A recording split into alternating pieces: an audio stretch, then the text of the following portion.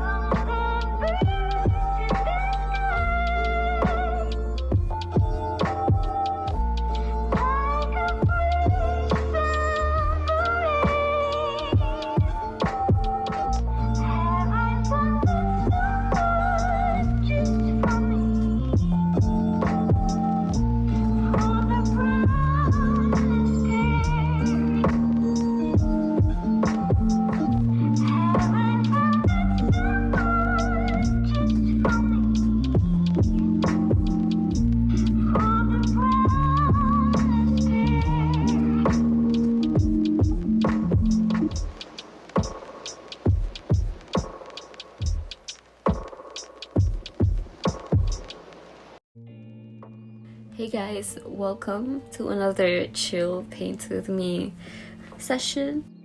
Today I'm just bringing out my acrylic gouache from Holbein because I realized I haven't really tried it since I raved about it that very first time that I used it on my first impression video.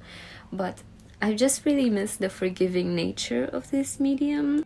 When comparing it to regular gouache, it's just not as fuzzy and you can really just play around with the colors without worrying about the consistency of your paints. But I really just want to enjoy myself today, so that's why I'm using them. I did have a very clear idea of where I wanted to go with this painting, but I didn't want it to bother me too much if I strayed away from that initial vision. Today's video is about an exercise in restraint. Something I've always known I needed to learn, because every time I look at my older paintings, I always think that I've done too much, or when I look back on some of my videos, I always think that there's a point where I'm putting up my quote-unquote finishing touches where I think I should have stopped. I just find it really hard to hold myself back when I'm painting or when I'm in the zone. I get so excited that I'm finally painting that it's hard for me to take a step back and really just focus on what I intended before I started. Usually I'm just excited about the process of painting that I lose myself somewhere along the way. So this time I made sure to just pace myself. So this was filmed over a period of 3 days, but I think the whole process probably just took me around 2 or 3 hours. So it wasn't that long, but throughout those 3 days I had a lot of time to sit back and examine my painting,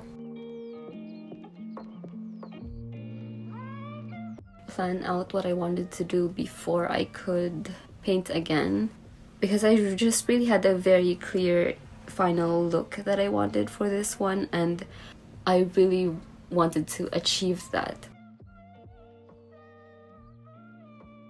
So I'm speaking of the final image, but I haven't really talked about it.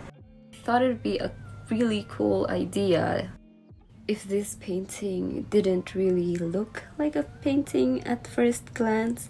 So if you were to see it from across the room, it would look like it's just some random brush strokes, and you only get to see it as a portrait painting when you see it up close. So the first thing I did was make sure that her face was heavily shadowed by her hat, which it already was in the reference photo, but I wanted to really exaggerate that. And it's not a lot, it's actually a big challenge for me, because in most of my paintings I put a lot of stock in making sure the face looks as detailed as possible, because usually that's the main focus of my paintings. But for this one, I want the lighting to be what grabs you, and so I made sure that the colors of her face were actually just this very desaturated colors, and that the highlights would be bright and colorful.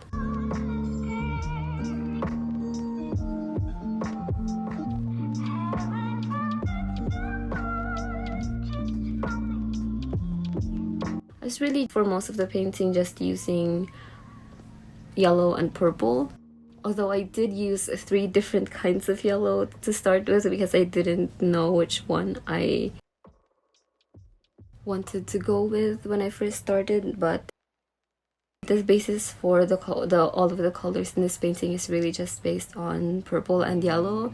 So the grayish tone of the shadows is just a mixture of both.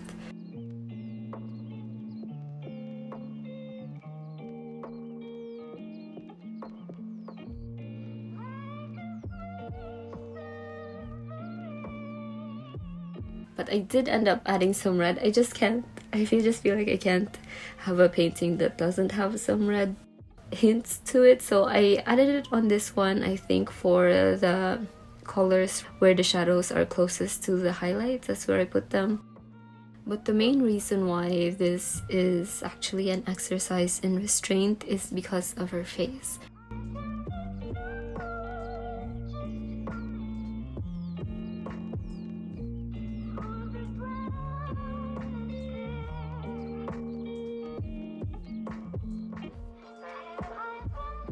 It was really hard for me to keep it this shadowy, vague image. There were a few times where I found myself mixing these very dark colors that I was going to use for her eyelashes and her just the details of her face, but I've had to hold myself back from that, because that would bump up the contrast to her face, which I didn't want to bring attention to. There were even times when I tried to put pencil over her face and for all of the painting, which I'm so glad that I didn't do, because then this painting would look like a lot of my other paintings, actually a lot of my older paintings, which would be, well, not really bad, but it wouldn't make this one look special amongst my other work. But I really liked adding those lavendery looking midtones for the background and for her eyes. I got that from my last gouache painting, which I really liked the color of, and since this is mostly a yellow painting, I really liked that I added that in there. I think it complemented the very bright and vibrant yellow highlights.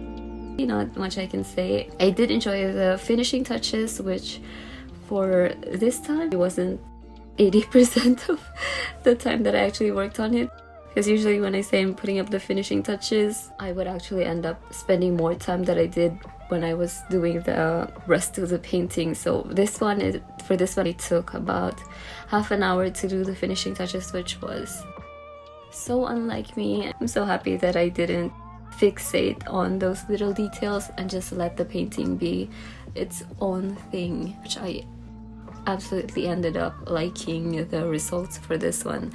I hope you guys enjoyed too. I know in my videos you guys always comment on how it isn't until the very end where the painting really comes together, so I hope this one is as satisfying as my other ones. I don't know how other people will think of this, but I think this is one of my favorite ones so far. But yeah, that is it for this one. Thank you guys for watching, and I'll see you guys soon.